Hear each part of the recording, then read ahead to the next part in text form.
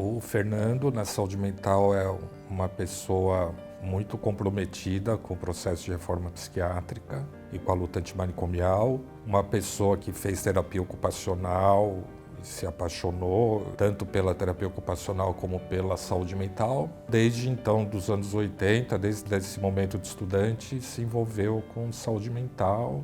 Trabalhei numa experiência que foi também muito transformadora para mim, que foi a experiência de Santos, a partir de 89, que foi a intervenção no Hospital Psiquiátrico Anchieta. Foi um projeto muito importante para a reforma psiquiátrica e especialmente para os usuários e para os nossos profissionais. Transformou também nossas vidas, então vamos dizer que foi um segundo ciclo de transformação. Depois da faculdade, essa experiência de fato foi muito transformadora pela possibilidade da gente poder construir junto com os usuários, então internos do hospital, um projeto de transformação da vida de todos, inclusive de setores da cidade, a partir da desinstitucionalização. Por último, trabalhei um pouco em São Bernardo, na coordenação de saúde mental, até que fui para a Unifesp em 2010. E na Unifesp também me envolvi muito, tenho me envolvido bastante também, não só com a saúde mental, mas com a gestão da universidade. Tanto que eu fiquei um período na reitoria, na pró-reitoria de graduação, e agora eu estou como diretor acadêmico do Instituto Saúde e Sociedade, do campus Baixada Santista, um instituto que agrega 6 cursos da área da saúde, inclusive TO,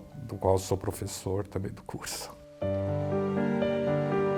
O lugar da loucura e essa história, ela é muito longa, mas eu acho que o importante de enfatizar mesmo é um pouco o momento na história que a loucura passa a ser traduzida como doença. Ela foi traduzida como doença em determinado momento da história. No século XVIII, vamos dizer que nós temos um olhar ainda para a loucura, toda a construção científica em torno desse fenômeno é herança desse momento, lá do momento que nasce a psiquiatria. E qual que é esse olhar da doença? O que é diferente do outro? E por que isso ocorre? Ocorre porque, nessa época, toda a sociedade está se reestruturando, as formas de vida estão se reestruturando. Toda aquela produção de sociabilidade que se dava em outras condições, antes da industrialização tomar corpo, ela de certa forma absorvia a loucura e ela não dissociava as dimensões da vida, as dimensões da casa, do trabalho, do lazer, das festas, da cultura. Quando a industrialização é fortalecida, existe uma espécie de desenraizamento, As pessoas saem um pouco desse modo de vida mais, entre aspas, rural, vamos dizer assim, onde os ciclos da natureza interferem no próprio cotidiano das pessoas, nos seus fazeres, nas suas relações. E as pessoas são adaptadas para esse novo modo de vida centrado no trabalho mais industrial mesmo, como a gente conhece, com relações de trabalho, não relações mais familiares. Então as pessoas são trazidas para esse contexto e é preciso construir corpos e subjetividades adequadas para esse modo de existência, que hoje para nós é tão natural, mas que no passado era uma novidade. Então, foram constituídas várias instituições para tornar esses corpos e essas subjetividades adequadas para esse novo modo de vida centrado no trabalho. E o Asilo de Alienados, que deu nascimento à psiquiatria, é uma dessas instituições. A transformação da loucura em doença, ela serve como um caminho para construir corpos e subjetividades para pessoas que entendem o mundo e vivem o mundo de uma forma diferente ao que é esperado pelo mundo do trabalho. A primeira tecnologia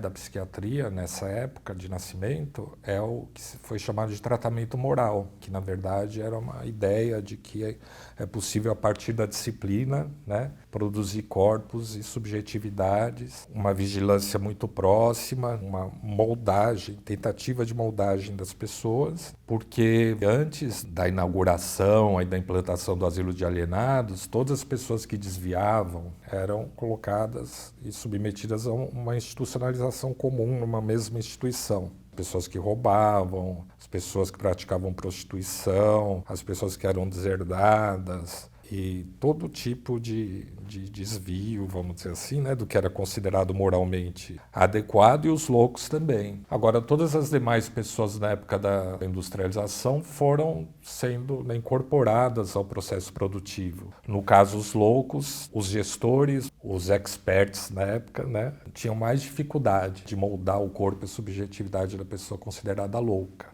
E é aí que, por exemplo, teve inclusive que se justificar como manter pessoas segregadas num tempo, por exemplo, na França, em que os ideais da liberdade estavam colocados contra a soberania, né, a opressão do soberano. Como manter pessoas assim contra a vontade delas, segregadas. Mas isso tem uma justificativa, porque elas são doentes, porque elas têm um problema naquela época das paixões, da moral. O importante é dizer que nós somos uma herança desse momento. Vamos dizer que todo esse percurso histórico de lá para cá é um percurso de modernização da assistência em saúde mental, assistência psiquiátrica, mas trabalhando com pressupostos semelhantes em torno dessa noção de doença, que foi traduzindo o sofrimento humano, o sofrimento psíquico, que é algo complexo, né, como uma categoria de doença,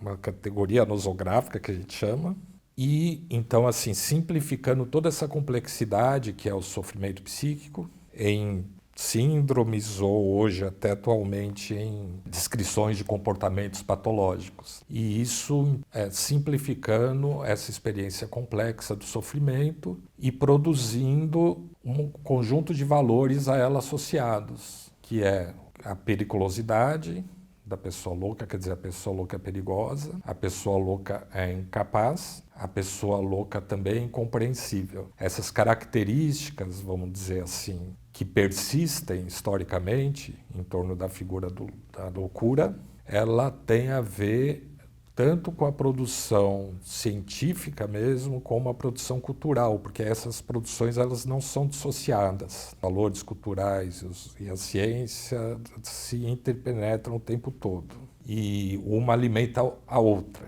Persiste, né, historicamente, esses valores, esse olhar sobre a experiência da loucura.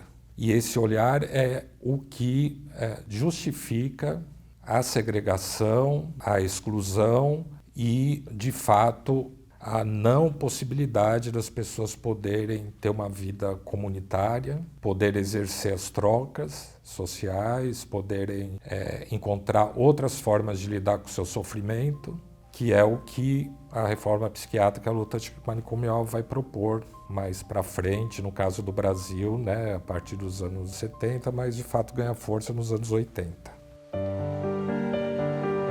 Somos herança desse período que transformou a loucura, simplificou a experiência do sofrimento psíquico, a noção de doença. A reforma psiquiátrica, então, especialmente no Brasil, surge a partir de um movimento social, que é o movimento da luta antimanicomial. Ocorre que, nos anos 80, o Brasil vive uma experiência de redemocratização, né, porque saindo de um período de ditadura para um momento de abertura política, onde a discussão sobre direitos, sobre condições de vida, né, e sobre todas as condições de segregação e violência são questionadas, e onde a própria reforma sanitária, que vai dar na construção do SUS, né, começa a ter um movimento da reforma sanitária. Junto e pertencendo ao movimento da reforma sanitária, começa a ter um movimento da reforma psiquiátrica. Os atores principais dessa mobilização são, de fato, os próprios profissionais da área da saúde e as pessoas que utilizavam os serviços de saúde, ou que tinham vínculo com eles. No caso da saúde mental, começa a haver muitas denúncias de maus tratos em hospitais psiquiátricos, começam a ser denunciados. Os próprios profissionais começam a questionar o papel que ocupavam dentro dessas instituições. Os terapeutas ocupacionais têm uma importância grande nesse processo. Então se vai se fortalecendo um movimento social, questionando essas formas de violência. E vai ficando claro aos poucos que o que está sendo questionado é uma forma de olhar exatamente essa construção sobre a experiência da loucura, que está associada a formas de controle social, de manutenção da ordem, de não questionamento das formas de viver, das regras, das desigualdades, porque afinal de contas quem que se encontrava nos hospitais psiquiátricos? As pessoas pobres, negras, que sempre foram as pessoas excluídas, né, num país que tem uma herança escravagista importante. A partir desse questionamento, então, dos profissionais que trabalhavam nessas instituições, se começa uma mobilização para transformar essas condições. Esse movimento social vai tomando força, com a participação do protagonismo dos usuários dos serviços, que começam a participar das discussões, podendo ter seu discurso validado. Então, essas mobilizações possibilitam espaços de diálogo ímpares, singulares, entre todos esses atores envolvidos, profissionais, usuários, famílias, certo? Porque agora eles começam a se tornar também companheiros de trajetória, de construção de saberes novos, de projetos novos. Vai se superando o monólogo que a psiquiatria sempre teve sobre o louco, o discurso de um lado só, de uma via só. Essa construção, ela vai possibilitando esse movimento, né? Ele vai impulsionando novas práticas, então aí começam, no final dos anos 80, já alguns municípios a desenvolverem projetos como esse que eu citei no começo de Santos, mas teve em São Paulo também, no final dos anos 80, teve no Rio Grande do Sul, depois teve em Campinas, foi proliferando, as experiências foram se proliferando. Então esse movimento social impulsionou novas práticas, essas novas práticas impulsionaram a construção gradual da Política Nacional de Saúde Mental, que estabelece as formas de financiamento dos próprios serviços, que serviço vai financiar, quanto repassa para o hospital psiquiátrico, quanto que repassa para a CAPES, para a residência terapêutica. E todas essas duas dimensões da mobilização social, dessa dimensão mais política, no sentido, não no sentido político partidário, com o sentido da prática de construção de experiências,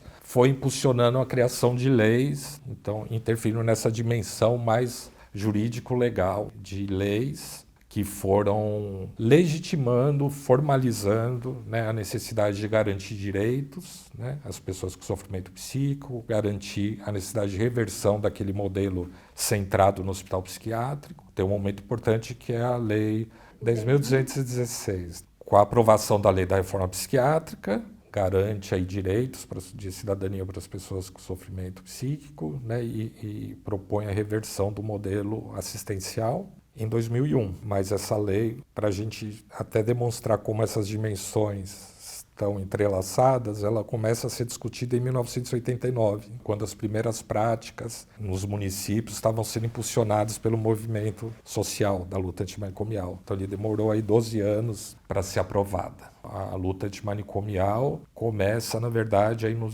com mais força, né, nos anos 80. Por isso que eu mencionei, inclusive, que um momento marcante foi esse encontro de trabalhadores em Bauru, em que eu pude participar e ainda era estagiário. E então, o 18 de maio, que a gente comemora todos os anos, é um dia de luta, né? Dia Nacional da Luta Antimanicomial, que foi definido em 1977 em Bauru. Bem nesse arcabouço, nesse contexto que eu estava explicando aqui de nascimento, né, de uma outra perspectiva para assistência em saúde mental no Brasil. É um processo constante de luta. Na verdade, é um movimento contra-hegemônico no sentido de que ele nada contra a maré, porque ele propõe, ele questiona algum reducionismo e simplificação das formas de existência social, não só das pessoas que têm sofrimento psíquico. Ele, na verdade, produz muita resistência. Ele é uma luta porque ele é um movimento que precisa o tempo todo estar mobilizado, né, exercer suas energias, porque se ele para, retorna. Vamos dizer assim, que ele é expressão de uma composição de forças na sociedade. Quando a gente tem a possibilidade de ter formas mais tolerantes de sociabilidade, de convivência, a gente avança nada com menos resistência. Acho que uma prova disso é o momento atual. Nos últimos anos, tem uma mudança, vamos dizer assim, na composição de forças da sociedade, que não é que as pessoas passaram a pensar diferente, né? Tô falando, as pessoas pensam diferente, mas há uma mudança na composição de forças. Então, forças mais conservadoras começam a tomar espaço maior. A política de saúde mental, que reverbera no cotidiano de qualquer serviço, nos microespaços, ela é expressão também, está associada, ela não está desvinculada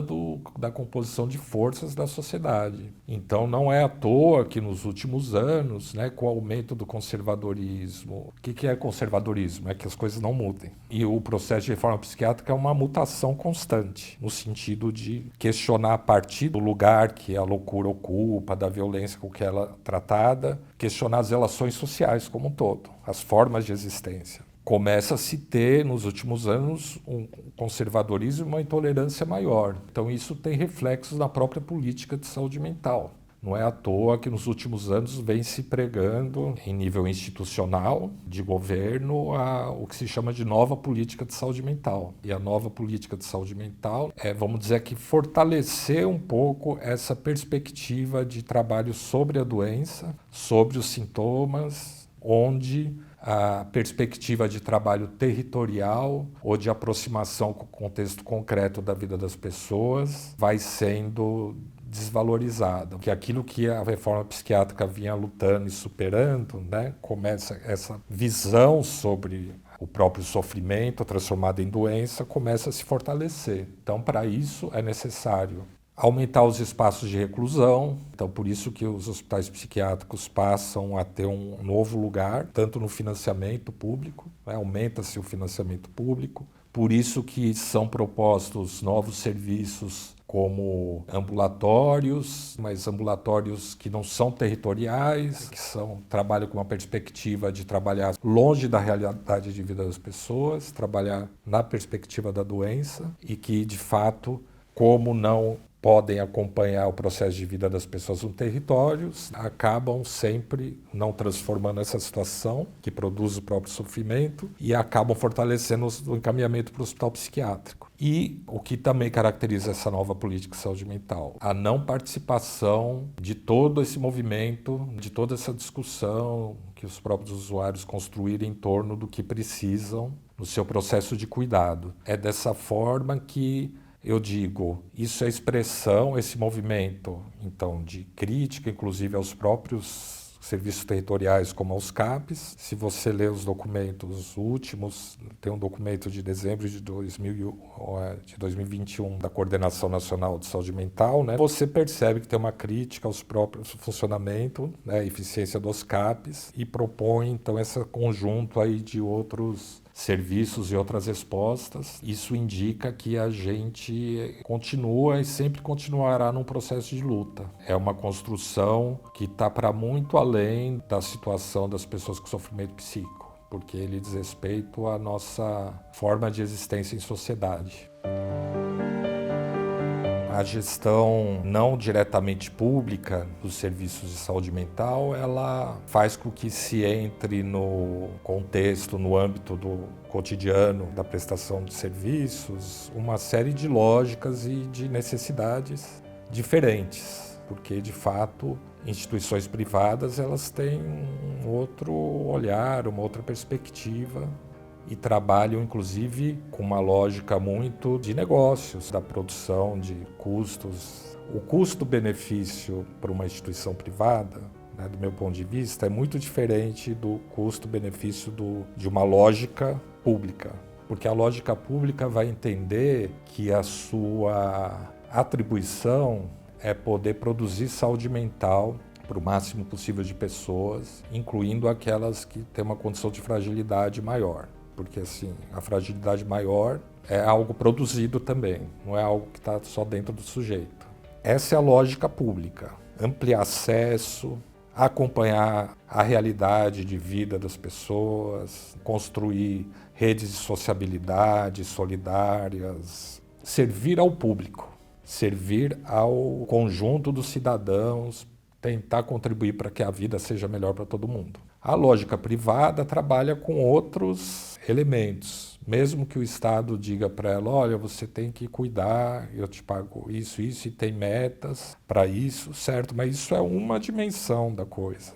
O custo-benefício ele envolve aí o cálculo outras dimensões. Por isso que ele traz então algumas dificuldades em todos os sentidos que a gente percebe, porque embora haja, né, a justificativa para que tenha e você tem mais agilidade para contratar, para serviços, comprar, não precisa fazer tanta licitação, sei lá. Você tem situações horrorosas, como, por exemplo, ter que mudar uma equipe inteira, não tem estabilidade, porque não é servidor público, né? Porque, sei lá, mudou a OS, né? Mudou a organização social, então, às vezes, muda a equipe inteira, desconsiderando toda uma produção histórica de um cuidado, de um vínculo com o território, vínculo com as pessoas, toda a construção. A lógica empresarial, ela atravessa tudo, até o setor público, né? Mas ela é muito fortemente atravessada, inclusive nas organizações sociais. Tanto que os contratos são os mesmos que as empresas privadas, contratos de trabalho.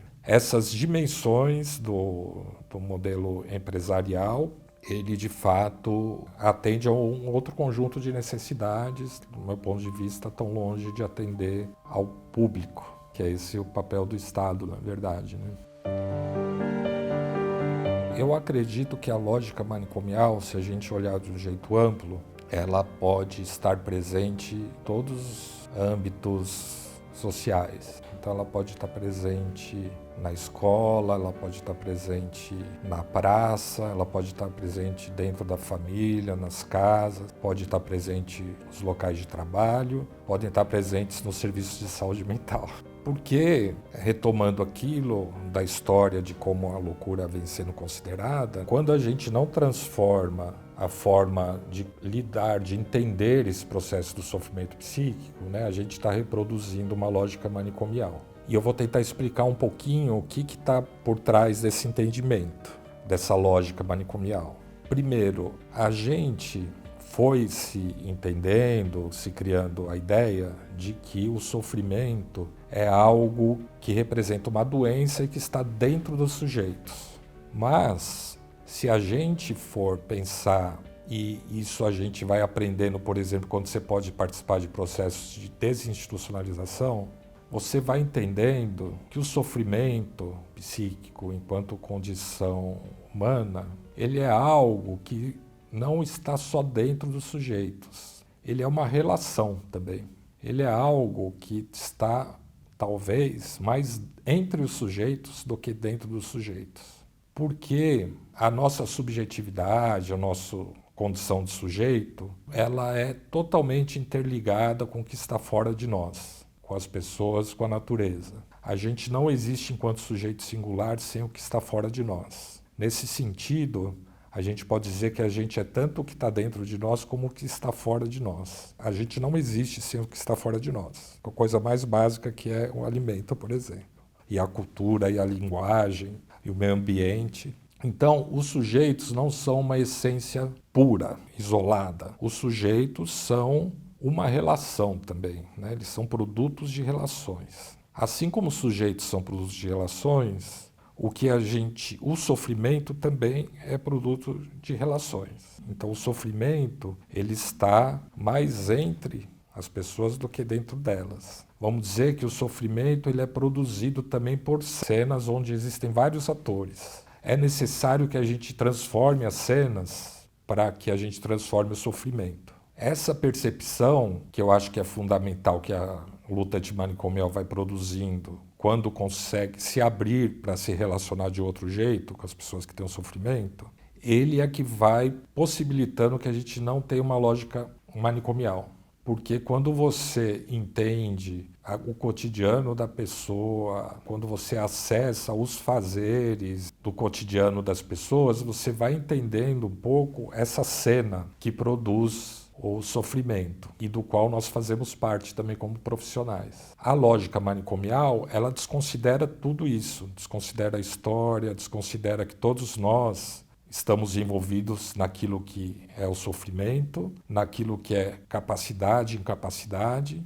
A fragilidade e a incapacidade não está só dentro do sujeito. Ela é um resultado dessa relação do dentro com fora. Dependendo das cenas, essa pessoa vai ser capaz ou incapaz. é algo que tem a ver com as cenas onde tem vários atores. Quando a gente não trabalha com essa perspectiva e a gente simplifica que, por exemplo, o sofrimento psíquico é uma entidade abstrata, uma entidade mórbida abstrata, e a gente vai dialogar só com ela, a gente está negando toda a concretude da vida das pessoas, toda a história que as pessoas vivem, toda a relação que o sofrimento tem com as cenas. E aí a gente está reproduzindo um olhar manicomial. Por isso que eu digo que ele pode estar capilarizado, todos o contexto social, nas várias instituições, nos vários espaços. É ele que a gente quer transformar, né? Esse olhar manicomial, que depende, então, de uma transformação no campo da cultura, no campo das relações, nas formas de viver. Por isso que quando a gente critica os problemas do mundo do trabalho, por exemplo, ou os problemas do mundo da educação, a gente está tendo uma perspectiva antimanicomial, vamos dizer assim. O que falta para as pessoas terem um outro olhar para a experiência da loucura talvez, entender que o sofrimento psíquico faz parte da condição humana. Todos nós estamos sujeitos a viver experiências de sofrimento psíquico mais ou menos fortes. Isso faz parte da condição humana. Por outro lado, compreender também que o sofrimento é algo do âmbito também das relações, que o sofrimento ele é produzido em contextos. Ele não está dissociado da experiência concreta de vida das pessoas. Nesse sentido, acho que são duas coisas. Primeira, todos nós podemos viver experiências de sofrimento psíquico, nós e nossos queridos, amigos, familiares, pessoas com quem a gente convive, e nós mesmos, porque ele faz parte da condição humana. Segundo, a condição para transformar o sofrimento é transformar as cenas que produzem o sofrimento, ou seja, todos nós temos uma responsabilidade na transformação disso que a gente chama de sofrimento. Temos que possibilitar que as pessoas que têm um sofrimento, que vivem o sofrimento, possam transformar o sofrimento e transformar a forma de viver o sofrimento. E isso só é possível se a gente transformar a cena toda, todos os atores envolvidos. É um processo que depende de todos nós, e a gente só vai poder, como já diziam alguns pensadores, só vai poder ser feliz individualmente, quando todas as pessoas forem felizes. Então, essa interligação é que nos traz a responsabilidade aí de lutar por um mundo melhor, onde todas as pessoas possam ser valorizadas, ter seu sofrimento acolhido, onde a gente possa ter uma existência mais rica, menos empobrecida, por todo esse processo que a humanidade foi tomando, nos séculos que se passaram e que faz hoje a gente colocar o próprio mundo em risco. Então é isso. Então a luta antimanicomial é parte de uma luta maior por um mundo melhor, está totalmente vinculada a isso. O terapeuta ocupacional, no passado, era esperado que ele se enquadrasse nos mecanismos institucionais, Então, o terapeuta ocupacional, por exemplo, era chamado para trabalhar no hospital psiquiátrico, que trabalha com o registro da doença, e do controle, para que ocupasse, por exemplo, o tempo dos internos, para que as contradições que os levaram a estarem segregados, fossem abafadas e para que essa vivência institucional não virasse uma panela de pressão, aquela vivência institucional. E muitos terapeutas ocupacionais, felizmente, começaram a se auto-observar, e falar, bom, ou eu me adapto à instituição, e dessa forma aos processos de exclusão, ou eu vou ser um agente transformador dessa condição. Felizmente, então, muitos terapeutas ocupacionais resolveram optar por esse caminho de transformação, entendendo que isso traria uma riqueza existencial para eles próprios, além dos próprios pacientes. Então, muitos terapeutas ocupacionais foram agentes de transformação institucional, desde sempre.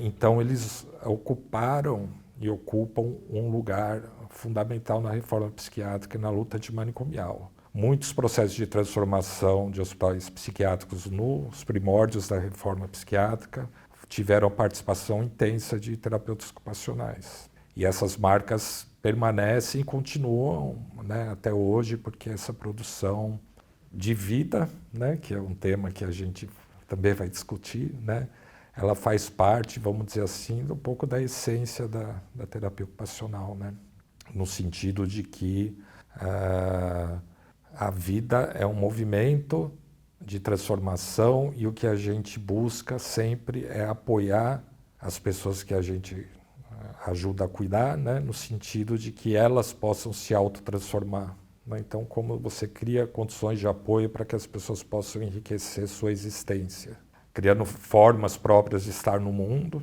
né?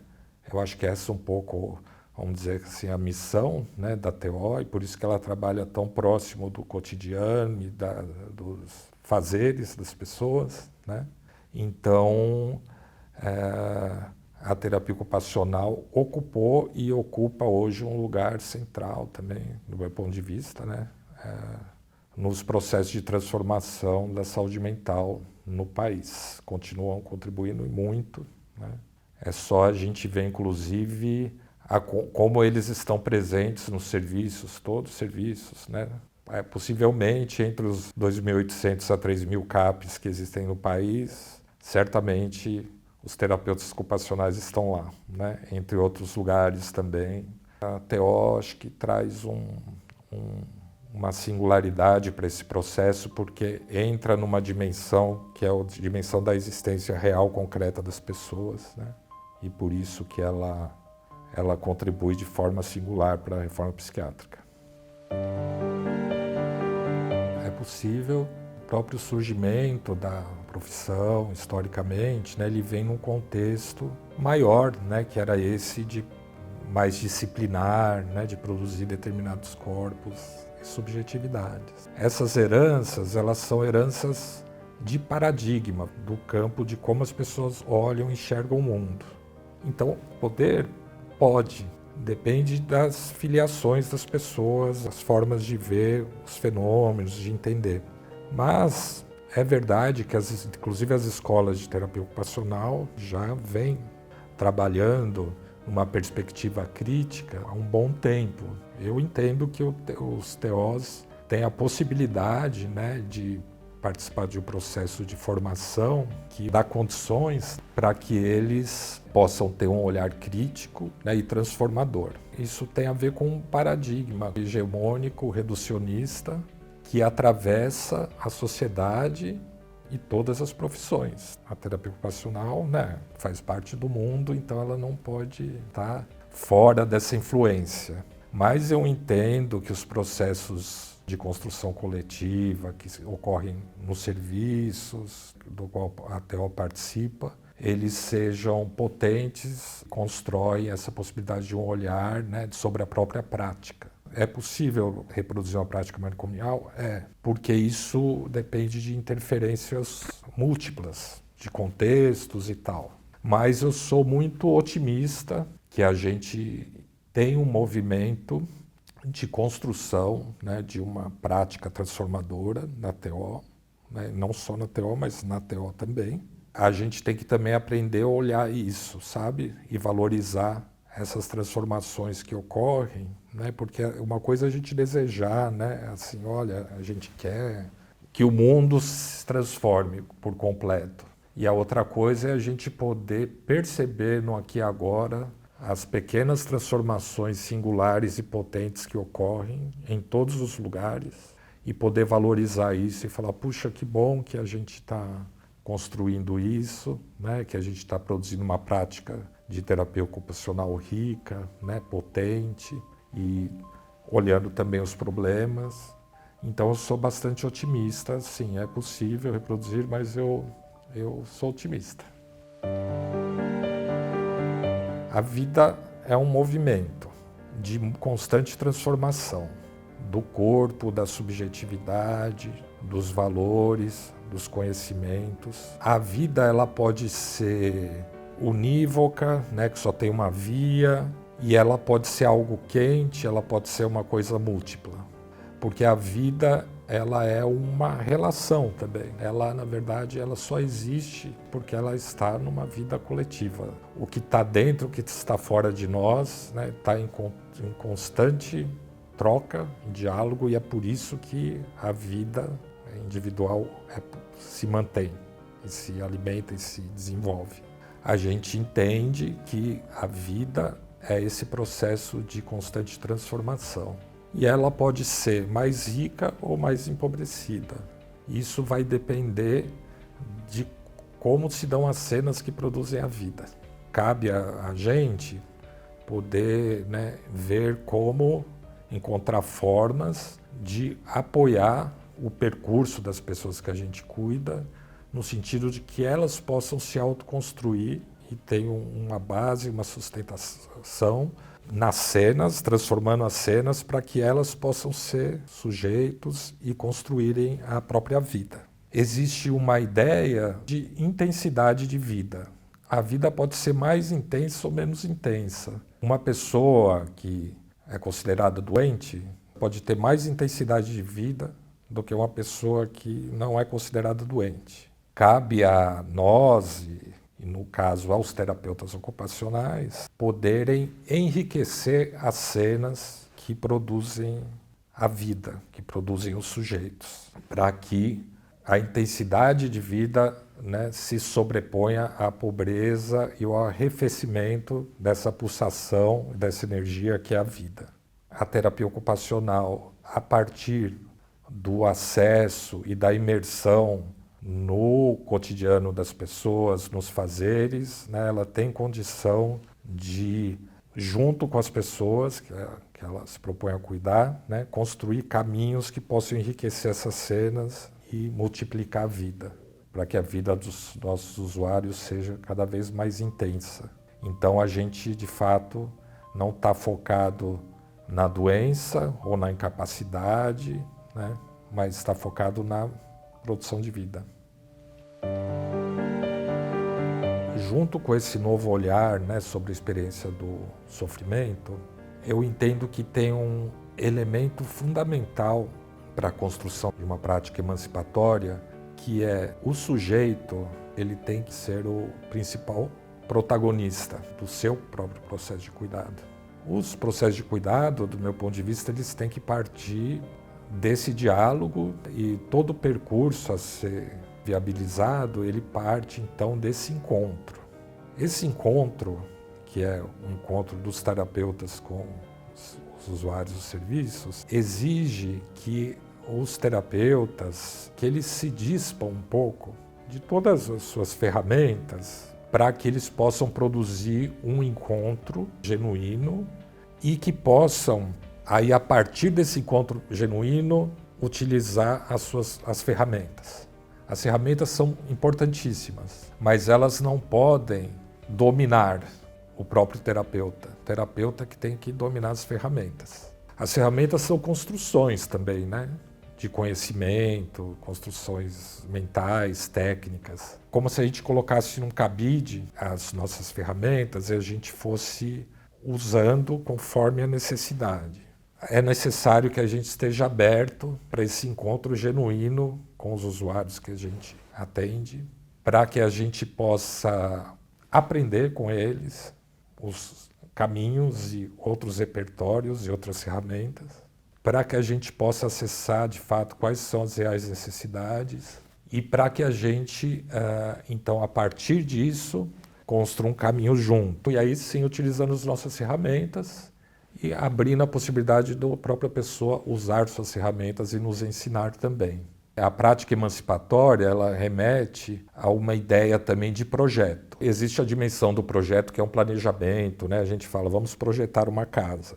Mas a gente pode entender também o projeto como um projetar-se nas relações e no aqui e agora.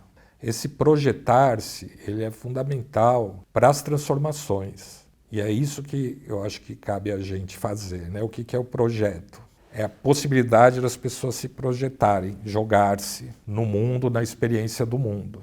Essa possibilidade que vai produzir transformações e mostrar os caminhos, que é exatamente o oposto do que o paradigma hegemônico simplificador propõe. Que ele diz assim, olha, essa pessoa só pode participar das trocas sociais quando ela curar da doença. Então, o que a gente está propondo aqui é o seguinte, o projetar-se significa estar aqui no agora, no presente, juntando o passado e o futuro, podendo criar essas condições para que se produza mais vida, para que as cenas que produzem a vida sejam transformadas. E é só dessa forma que a gente transforma também o sofrimento. Então é o movimento contrário. Não é tratar para depois participar, enriquecer a existência, ter o direito a ter relações, ter o direito a circular pelos espaços, ter o direito a ter voz, a ser valorizado. É o contrário. Primeiro as pessoas têm que exercer o direito de jogar-se, experimentar, porque só assim é que se transforma as cenas que alimentam o próprio sofrimento. O 18 de maio foi criado junto com o slogan Por uma Sociedade Sem Manicômios, como um instrumento e uma oportunidade, né, de marcar a luta cotidiana e a necessidade de uma sociedade sem manicômios. Então ele foi pensado como um dia de manifestações. Vamos dizer assim, não é exatamente uma comemoração, como o nome diz, é um dia de luta. A gente tem que sair por aí gritando, né, dizendo que existe essa luta e que nós precisamos de todos, de parceiros.